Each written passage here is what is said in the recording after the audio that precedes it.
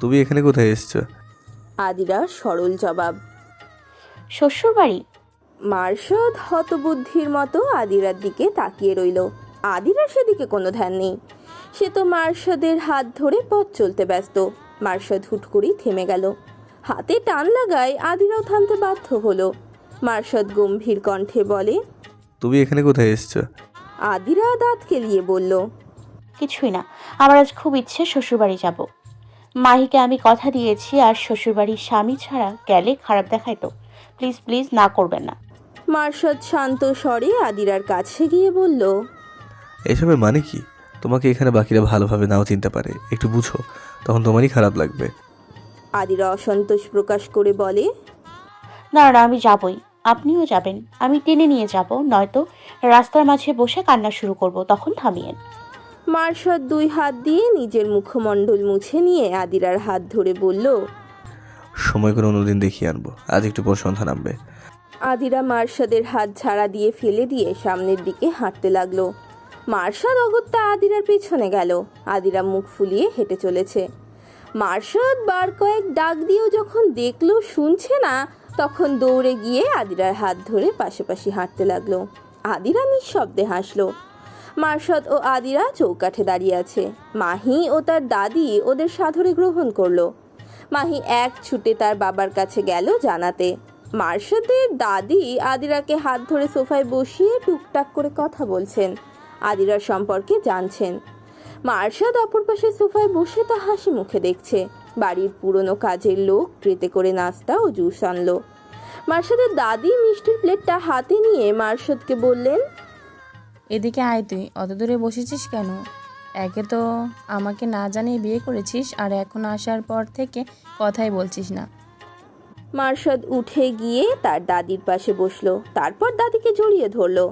মার্শাদের দাদি তার কপালে চুমু দিয়ে আদিরাকে প্রথমে মিষ্টি মুখ করালো, তারপর মার্শাদকে করালো। আদিরার কপালে চুমু দিয়ে তিনি বললেন, বাড়ি মিষ্টি মেয়ে গো, আমার খুব পছন্দ হয়েছে। আমার দাদু ভাইয়ের পছন্দ খারাপ হতেই পারে না। আদিরা ও মার্শাদ দুজনেই আলতো হাসলো। দাদি আদিরার হাতে সেমাইয়ের প্লেট দিয়ে বললেন, আগে শ্যামাই খাও, আজকে সব নাস্তা আমি রান্না করেছি, অনেক রকমের পিঠাও আছে। মার্শাদ আগে পাটিসাপটা পিঠা নিল। মাহি কিছুক্ষণ পর ওর বাবাকে অনেক জোর করে নিয়ে এসেছে। মিস্টার আরশাদ দরজার কাছে এসে দূর থেকে ছেলের পেছন সাইড দেখছেন। তার চোখে পানি টলমল করছে। মিস্টার আরশাদকে মাহি টেনে নিয়ে আসছেন। আদিরা শ্বশুরকে দেখে সে মায়ের খালি প্লেট রেখে সালাম দেন। মিস্টার আরশাদ খুব খুশি হন। আদিরা দাঁড়িয়ে বলে, বাবা বসেন। মিস্টার আরশাদ বসেন। আরশাদ নিচের দিকে চেয়ে আছে। আদিরা তার শ্বশুরের সাথে কথা বলছে, শরীর কেমন এসব জিজ্ঞেস করছে আর কি। মিস্টার আরশাদ বসেন। মার্শাল নিচের দিকে চেয়ে আছে। আদিরা তার শ্বশুরের সাথে কথা বলছে, শরীর কেমন এইসবই জিজ্ঞেস করছে আর কি। মিস্টার আরশাদও আদিরার সম্পর্কে টুকটাক জিজ্ঞেস করলো। মাহি তো তাকে সবই বলেছে। মাগরিবের আজান হলে মার্শাদ বেরিয়ে যায় নামাজ পড়তে। আদিরাও এখানে নামাজ পড়ে তাদের ঘরে বসে আছে। মাহি নিজে সকাল থেকে মার্শাদের ঘরটা ঠিক করেছে কাজের লোকের সাহায্য নিয়ে। মাহি এখন মার্শাদের রুমে গিয়ে কাজের মহিলাকে বলে, আন্টি, ড্রাইভার আঙ্কেলকে বলেন তো ফুলগুলো দিয়ে যেতে। আমি ফ্লাওয়ার ভাসে ফুলগুলো রাখবো, সাথে ওই বড় পাত্রটাতেও মোমবাতির সাথে কাঠগোলাপ পদ্ম বেলি ফুল রাখবো। কাজের মহিলাটি ফুল আনতে চলে গেল। মাহি যা যা বাকি সব করে ফেলেছে। মাহির মা দরজায় দাঁড়িয়ে এইসব দেখছিল। তার ভাবভঙ্গিতে বিরক্তির ছাপ। তিনি বলেন, এসব করছো শুধু শুধু, টাইম ওয়েস্ট। এই বেয়াদবটা এসবের তোয়াক্কা করবে না, আর বিয়ে করেছে এক গ্রামের মেয়েকে। স্বামীরা কি খারাপ ছিল নাকি? যত সব ন্যাকা। মাহি জোরপূর্বক হেসে বলল, তোমার অপিনিয়ন কেউ চায়নি মম, প্লিজ নিজের মতো থাকো, কারো কোনো কিছুতে নাক গুলিও না। তোমার কথা শোনার মতো টাইম আমাদের নেই। আর হ্যাঁ, আমার দাভাইও ভাবিকে একটা বাজে কথাও বলবে না, বললে কিন্তু আমিও সবার সামনে মুখ খুলবো। মিসেস মনিকা রেগে বলেন। দিন দিন বেয়াদব হচ্ছ তুমি।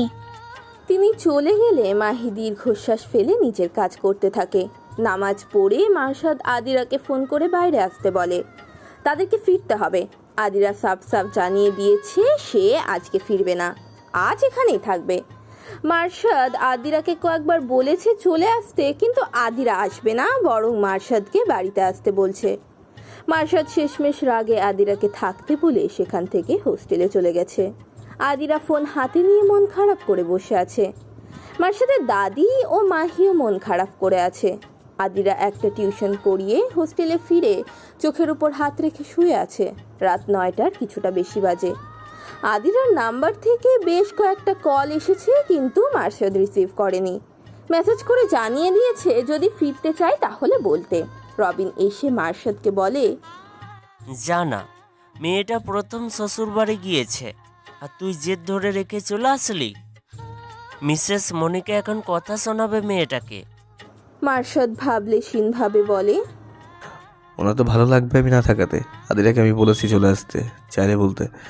আমি রাস্তা অপেক্ষা করবো ওনার জন্য। রবিন বলে, আজ ওখানে থাকলে কি এমন হতো? ওটা তোরও বাড়ি, তোর ছোটবেলা সেখানে, তোর মায়ের ও আপেলের স্মৃতি সেখানে। মার্শাদ কিছু বলল না। রবিন কিছুক্ষণ মার্শাদের দিকে চেয়ে থেকে মৃদুলের দিকে তাকিয়ে মাথা নাড়ে। ওরা প্রত্যেকে মার্শাদকে বলেছে ওই বাড়িতে যেতে, কিন্তু মার্শাদ যাবে না। ঘড়ির কাঁটা যখন 10টার ঘরে, তখন আহনাফের ফোন বেজে ওঠে। আহনাফ স্ক্রিনে মাহির নাম্বার দেখে রিসিভ করলে মাহি হড়বড়িয়ে বলে, আদৌ সাথে গিয়ে একা একা বসে আছে অনেকক্ষণ হলো। আর দাবাই চলে যাবার পর বাবা ও দাদি অনেক কষ্ট পেয়েছে। দুইজনে নিজেদের রুমে দরজা লাগিয়ে বসে আছে। আদিরাকে ডাকতে গেলাম, তাও আসলো না। তার এক কথা, সে দাদাভাই না আসলে সারা রাত সাদেই বসে থাকবে। শীতকাল চলে গেলেও রাতের বেলা শীত তো পড়েই, তাই না? আহনাফ চিন্তিত সুরে বলে, আমি মার্শাদকে বলেছি, দেখি রাজি হয় কি না। তুমি তাও একটু চেষ্টা করো তাদের মানাতে। মাহি সম্মতি দিয়ে ফোন রেখে দেয়। আহনাফ মার্শাদের পাশে বসে, তারপর মার্শাদকে টেনে তুলে বলে, এক্ষুনি এই বাড়িতে যাবি। আদিরা অনেকক্ষণ যাবৎ ছাদে বসে আছে, সারা রাত সেখানে থাকবে তুই না গেলে। আর তোর বাবা ও দাদির কথা নাই বা বলি, তোরও তো ওদের কেয়ার নেই। তারা 2টা বছর ধরে তোকে এত বলল, শুনলি না? এবার নিজের বউয়ের জন্য না হয়ে যা। দাদি বৃদ্ধা মানুষ, তুই যখন সেখানে গিয়ে না থাকে ফিরে আসিস, তখন তার কেমন লাগে ভাব একটু। যা চলে গেছে তাকে আর ফিরবে? তোর সকলের শাস্তি দেওয়া তো শেষ, তাহলে কেন সম্পর্কে দূরত্ব আরও বাড়াচ্ছিস? আমরা 4 জন জানি তুই তোর পরিবারকে কতটা ভালোবাসিস। ভালো না বাসলে কি মাহি তোর সৎ বোন মিসেস মনিকার উপর রাগটা ওর উপর ঝাড়তে পারতি না? জবাব দে। মার্শাদ চুপ করে আছে। তার মনের অভ্যন্তরে ঝড় বয়ে চলেছে। পুরনো সকল কিছু তাকে এতটাই স্পর্শ করে যে সে কিছু ভাবতেই পারে না। আহনাফকে প্রত্যুত্তর না করে সে শার্ট গায়ে দিয়ে বেরিয়ে পড়ে। রাত প্রায় 11টা নাগাদ সে বাড়ির বাইরে দাঁড়িয়ে। মার্শাদ লম্বা নিঃশ্বাস ফেলে আদিরাকে মেসেজ করে, ছাদ থেকে নেমে দরজা খোলো। তোমার দাদি শাশুড়িকে বলো তুমি পেরেছো। তোমার জেদের কাছে মার্শাদ আজ পরাজিত হয়েছে, দেখবে না? আদিরা মেসেজটা দেখে তৎক্ষণাৎ দৌড়ে ছাদ থেকে নেমে দাদির দরজার সামনে গিয়ে মার্শাদের আত্মার কথা জানিয়ে মুখ ভর্তি হাসির ফোয়ারা তুলে দরজা খোলে। মার্শাদ ভেতরে আসে। মার্শাদকে আসতে দেখে সবাই খুশি হলেও মিসেস মনিকা খুশি হলেন না। তার কাছে মার্শাদকে নিজের সুখের অন্তরায় মনে হয়। তার স্বামী সন্তান তার হয়েও যেন তার না। আদিরার দিকে ক্ষীণ দৃষ্টিতে নিক্ষেপ করে মিসেস মনিকা নিজের রুমে ঢুকে দরজা লাগিয়ে দেন। মার্শাদের দাদি মার্শাদকে টেনে ডাইনিং টেবিলে নিয়ে যায়। মাহি ও আদিরা গিয়ে মিস্টার আরশাদকে জোর করে ডেকে নিয়ে আসেন। সবাই একসাথে ডাইনিংয়ে বসে। মার্শাদের দাদি তাকে নিজ হাতে খাইয়ে দেয়। মার্শাদও নিশ্চুপে খেয়ে নেয়। দাদি কাঁদছে বলে মার্শাদ তাকে বসিয়ে চোখের জল মুছিয়ে নিজেও দাদিকে খাইয়ে দেয়। মিস্টার আরশাদ আড়ালে নিজের জল মুছছে নেন। মাহি, মার্শাদ ও আদিরা ওদের ঘরে দিয়ে আসে। যাওয়ার সময় মাহি দাঁত কেলিয়ে বলে ওঠে, happy first night in this home ভাইয়া অ্যান্ড ভাবি। মার্শাদ চোখ রাঙালে মাহি দৌড়ে চলে যায়। মার্শাদ ঘড়ি খুলতে খুলতে ড্রেসিং টেবিলের সামনে গিয়ে বলে, ননদ ভাবি মিলে দারুণ প্ল্যানিং করেছো। দিন দিন আরও জেদি হচ্ছে তুমি। আদিরা মুচকি হাসে, তারপর বলে, দেখলেন দাদি ও বাবা কত খুশি হয়েছে। তাদের চোখে আনন্দ অশ্রু ছিল। আর এতদিন পর নিজের বাড়িতে নিজের রুমে থাকবেন। রুমটাও আপনাকে মিস করছিল। আমার কিন্তু রুমটা খুব পছন্দ হয়েছে। মার্শাদ ওয়াশরুম থেকে হাত মুখ ধুয়ে এসে বলল, কাল আমরা চলে যাচ্ছি। সবার খুশি দেখলাম, কিন্তু যার জন্য বাড়ি ছাড়লাম সে তো একবার আমায় কিছু বললো না। ঘর ছাড়া পাখি সহসা ঘরে ফেরে না। আদিরার মন আবার খারাপ হয়ে গেল। মার্শাদ ব্যালকনিতে চলে গেল, তার পিছু পিছু আদিরাও গেল। মার্শাদের পাশে গিয়ে বসলো আদিরা। আদিরাকে বসতে দেখে মার্শাদ আদিরার কোলে মাথা রেখে ব্যালকনিতেই শুয়ে পড়ল। আকাশে অর্ধচন্দ্র অন্ধকার পৃথিবী আলোকিত করার ক্ষুদ্র প্রচেষ্টারত। নীরবতায় সকল না বলা অনুভূতি রাতের আধারে বিলীন হচ্ছে। সকালে আদিরা ঘুম থেকে উঠে নামাজ পড়ে উঠে রান্নাঘরে চলে গেল। মার্শাদ নামাজ পড়ে ঘুমাচ্ছে। রাতে ওরা অনেকটা সময় ব্যালকনিতে চন্দ্রবিলাস করেছে, তারপরে রুমে এসে ঘুমিয়েছে। আদিরা রান্নাঘরে খুঁজে খুঁজে প্রয়োজনীয় সব জিনিস বের করে নাস্তা বানালো। সাধারণ নাস্তা, রুটি ও সবজি সাথে ডিম ভাজি। তারপর চা বানিয়ে সবাইকে দিতে গেল। সবার জন্য লেবু চা করলো সে। লেবু চা হার্টের জন্য ভালো। মার্শাদ ও মাহির জন্য কফি। মাহিকে কফি দিয়ে এখন গেছে মার্শাদকে ডাকতে। রুমে গিয়ে আদিরা কফির মগটা বেডসাইড টেবিলে রেখে জানলার পর্দা সরিয়ে গ্লাস খুলে দিল। পর্দা সরানোর সাথে সাথে রোদের ঝিলিক গ্রিলের ফাঁক গলিয়ে এখন ঘুমন্ত মার্শাদের মুখের উপর পড়ছে। আদিরা মার্শাদের পাশে বসে মার্শাদকে আস্তে আস্তে ডাকছে। ঘুমন্ত ব্যক্তিকে জোরে ডাকা ঠিক নয়, এতে স্ট্রোকের সম্ভাবনা থাকে। মানুষের ঘুমের মধ্যে স্ট্রোক করার হার অনেক বেশি থাকে। মার্শাদ চোখে হাত দিয়ে আড়মোড়া ভেঙে আদিরার দিকে তাকালে আদিরা বিনিময়ে মিষ্টি হেসে মার্শাদকে কফির মগটা এগিয়ে দেয়। আদিরা এরপর উঠে যেতে নিলে মার্শাদ ওর হাত টেনে ধরে বলে, thank you for coming in my life, thank you for everything my love. Adira মার্শাদের ঘুমে ভাবধরা চুলের কপারে পড়ে থাকা মুখাবয়বে খানিক চাইল। অতঃপর চুলগুলো সরিয়ে দিয়ে মার্শাদের কপালে নিচের ওষ্ঠদ্বয় স্পর্শ করালো। তারপর মিষ্টি হেসে চলে গেল। সকালের নাস্তা টেবিলে সবাই উপস্থিত হলেও মিসেস মনিকা গেলেন না। সবাই আদিরার রান্নার প্রশংসা করলো।